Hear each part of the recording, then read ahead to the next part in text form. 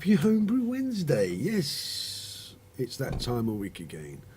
I didn't do one last week because I was busy doing my research for my thesis on ancient common law in the UK, or in England anyhow, and how it comes all the way up down to the Declaration of Independence, the Bill of Rights, and even the bloody camera, even into modern stuff. So yeah, I had to do that, and while I was on there, I had a little trip around some micro-breweries, and I caught up with a few homebrewers. And I'd like to thank, first of all, I have to say, get well Harry.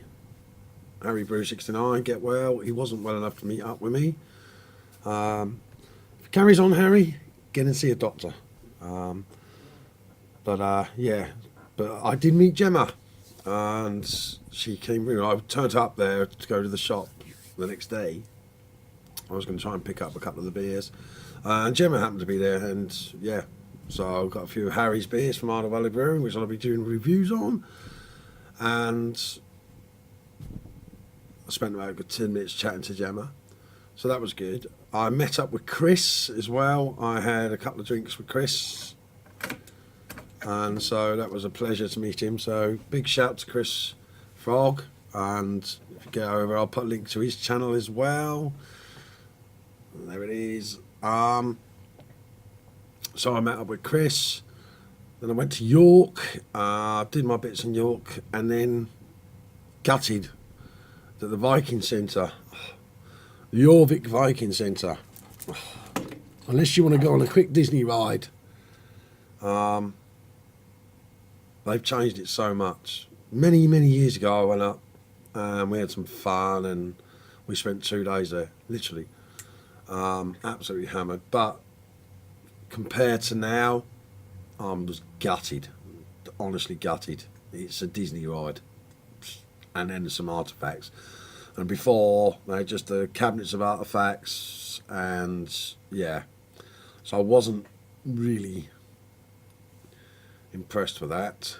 However, while I was in York, I went out to a place called Hounslow, and there's a Hawk Conservatory, international or national birds of prey centre, which I'm into birds of prey, because where I used to live, there was a guy who was a very good friend of mine, and he was working for the Weyhill Hawk Conservatory. So, and he used to do all the falconry and stuff and hunt rabbits on Watership Down with Harrier hawks, and so getting to see those birds was great. So a big shout out to them. If you're up around the area, it was £9 for an adult. They do 3 flights a day with different birds of prey, so that's worth going to if you're up in near York. York Castle and around the rest of York, it's quite interesting. But I went to Hounslow, and on the way into Hounslow, there's a little micro-brewery as you go up in towards the Bird of Prey Centre. On the corner was a micro-brewery, and I thought, I'll pop in on the way back. So I popped in to see what they were about, and the guy said, oh, I'm a bit busy doing a double brew day. But he said, I'll be mashing in about 6 o'clock. So anyhow, we went off to Thirsk where we were staying. We came back over the Sutton Bank, which is quite a nice ride. Quite a nice drive going down that, and up and down again. So that was fun. Got talking to him. The head brewer is Kyle, and we were just having a little general chit chat while he was mashing in and waiting for his mash to finish. And he freely gave up a little bit of his time when we were having a chat, and we were having some discussions about his brewing technique for a microbrewery. We're having a discussion about different hop flavours and that, and yeah, it was really interesting. So a big shout out to Carl from Helmsley Brewing Company. I really enjoyed my visit. I've got their beers to review. I had a couple there. One was on draft, which was their IPA, which I've got to review. The other one was a honeyed beer. Of course, I'm going to try the honey beer anyway. And that was really nice. But I've got them, and I'll do proper reviews on them. But I must have given them a good shout, because he went out of his way. He went out of his way. He was doing his job, busy doing all his numbers and that, and he still had time to chat, and that was fantastic. I enjoyed that. Really welcome him. So if you're there for the bird centre, pop into the brewery. They are open Wednesdays, a couple of nights a week. They open after 6. There are a couple of other daytimes, but yeah, it's quite a nice little place. And then I went up to Durham, saw their documents, and then I had a massive long drive down to Stratford-on-Avon. Nothing really there apart from Shakespeare, which I was gutted at, but it was a stop off because it was a long day. Then into Wales and Salisbury doing that. Didn't come across much around Salisbury, and I know the area pretty much, and then back home. But I did stop a little homebrew shop or homebrew centre. They're online, called Hullabaloo in Cheddar Gorge, because we went to Wales, the city of Wales in Somerset. I had to go there as well, so I thought on the way back go through Cheddar Gorge and then pop into Hullabaloo. So that was quite a thing. Very, very nice man there, served us, and we got some extra grains. I got some other stuff as well. I wanted really some carrier handles for the cardboards. But you know where you just go. You go into a homebrew shop wanting one thing, you end up with a box full of other stuff. But I managed to get some Carafa Type 2 and Type 3s, which I want because I want to do some porters. I really want to crack a porter this year because they are my nemesis.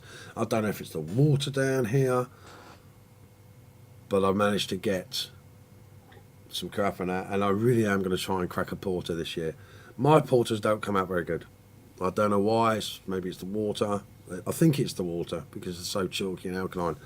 But I've got RO water coming in, and I'm going to dilute down because obviously need the calcium. Don't need the magnesium, which my magnesium is quite high in my water. That's probably why I'm getting metallic tastes. You get that little metallic twang sometimes. I think that's something to do with it. So I'm going to dilute my water with RO water, which I can get from the tropical fish shop next door, or 2 doors down. I've just got my containers, so I'll just sanitise them and go and pick his water up. 20 litres is £3.50, so he's putting in all salts and all that stuff. I just dilute my own water. On the homebrewing front, the summer ale's now racked off all the yeast and the honey, and it's not fermenting anymore. It's completely stopped. I've kept an eye on it, and it's starting to clear in condition. So I've got my other fridge behind the screen, still moving in. I've still got boxes behind there. That's why I've put the screen up today. So I've got my other fridge now set up, and it's not temperature controlled, but I have got an STC somewhere. I can't find it. So the STC's got to be set up to control that. But just for cold crashing, it's ideal because it goes down about 4 degrees. That's enough for me, just to cold crash and drop out any sediment and other things, just to clear the beer. I'm just going to put it in there 24 hours, bring it out, see how much it's dropped, and then I'm going to bottle that. So that'll be the summer IPA. That's the Pacific Gem Calypso hopped summer ale. I've got the cider bubbling away behind me. Now that fruit cider, we put it on fruit, and we're packing down the fruit every day. For the first 3 days I was packing down the fruit and giving it a bit of stir. 2 days I was stirring it. The 3rd day I was more gentle.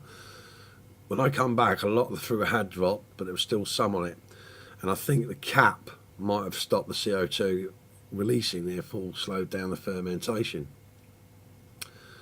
So I give it another packing down, and then I racked it off the fruit. I racked the fruit out, put it into the secondary with 4 more litres of apple juice, because I couldn't get that much apple juice in because there was so much fruit. There was 2 gallons of fruit and juice alone. The colour is fantastic. The aroma is great. I had a little taste. The apples are faded, but I've put the 4 litres in now. That brings it up to 23 litres. So we're hitting 23 litres at the moment. So I'm probably going to get about 22 litres out of that bottled. I've promised Jonah one that I'm going to do some still, and then I'm going to carbonate a few. So I've promised Jonah one of each, so he can do side by side. Jonah likes his cider. And oh, that reminds me, talking about cider, when we were in Vale of Evesham. Now, Vale of Evesham is very good for perry. Could I get some? No. But I managed to go to a little farmhouse that has its own orchard, and they have 1,000 litre plastic tubs or vessels. Basically, just I think they import orange juice in them or something, but they're 1,000 litres or something, and they ferment it naturally with the skin. You know, they just pile the juice in, press it, and let it go. It's wild juice fermentation. I tried their dry. Oh, that type of dry. You can mix a bit to get a medium, or you can with a sweet, and we got that. But we got a gallon of sweet for £8, so that's £1 a pint of proper scrumpy. Oh. So we'll be doing a review on that. Proper scrumpy, eh? I also asked if I could go back when they press, and they start pressing beginning of September, mid-September. So I've got their number, and I'm going to go and pick up probably about 10 gallons of their fruit juice, and I'm going to make a sizer and send back a couple of gallons of sizer for them to do whatever. You know, I'll probably send, I don't know, 16, 20 bottles of sizer back to them out of their fruit juice. I'll try and tie up with them a bit, I suppose. But I'll be doing a review on that on the channel soon. So I've got the gallons sat at the moment, and it's in the cool place in the house, in the flat. So that's basically on the homebrewing front. Now I'll come to a bit about the meads, because when I did my review of my making a mead series mead, which was sat for 3.5 years, under one of the comments was about someone else had a mead going for 2.5 years in the demijohn, it's still bubbling. And I said, is it still fermenting? Technically it is, but not as the way you would know it. What's happening is the long chain sugars that are in honey are breaking down, and then the yeast attacks that. And he's used D47, which is quite a strong yeast. So that's what's happening to your meads. All the long chain sugars, over time, the enzymes do break it down, and then they get broken down more and more, and then the yeast, the enzymes that are with the yeast, they're symbiotic, they work to break the sugars down so that the yeast can consume it, and also make the CO2. So that's part of what you're doing. The other part is it's the gas in suspension. Now when you rack off a mead, it's been sat for a long time. That's why I rack every 2 months for the first 7 months. So you do a month, rack off the lees, 2 months, rack off the lees, and then do 2 months, and then let it condition. When you rack it again, you'll see it, maybe see it bubble. But if you gently just swirl it, if it's clear on the bottom and you've got no sediment, you can do it. You will get gas come out because it is breaking those sugars down.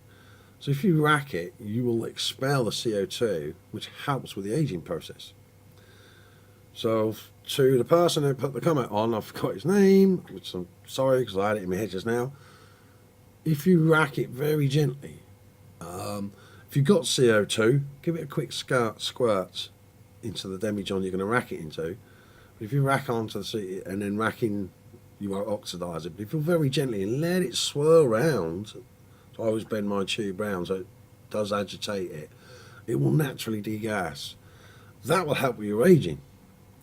Now if you do that and in 6 months time bottle it, you're looking at a very good mead because it's been aging in bulk.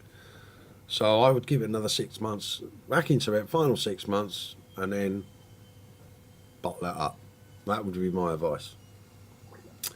Apart from that, I hope you all had a good weekend, or had a good week while I was away. Hope you're going to have a nice good weekend coming forward. I'm going to be down my allotment because my allotment is well overgrown, so I'm going to be clearing that slowly. In fact, I did a little bit of video about my allotment, so we'll watch that now. Now if you're wondering what this little old girl is, it's an auto spade. Who says digging? Has to be heavy work.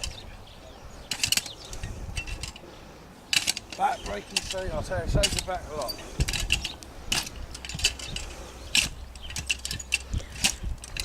And in the autumn, you can do a big dig.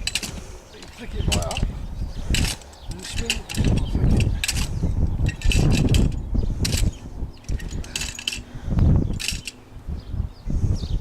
So much for old tools.